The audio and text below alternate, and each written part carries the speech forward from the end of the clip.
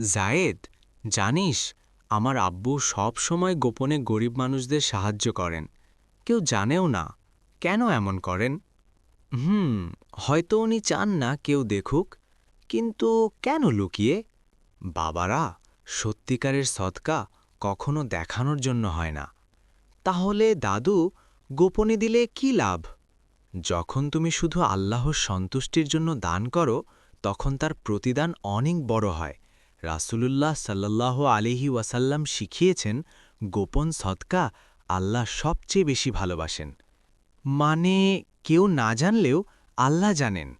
হ্যাঁ বাবা, আল্লাহ সবই দেখেন, আর গোপন ভালো কাজের পুরস্কারও অনেক বড়। আজ থেকে আমিও চুপচাপ ভালো কাজ করব, শুধু আল্লাহর জন্য। মানুষের জন্য নয়, আল্লাহর সন্তুষ্টির জন্য ভালো কাজ করো।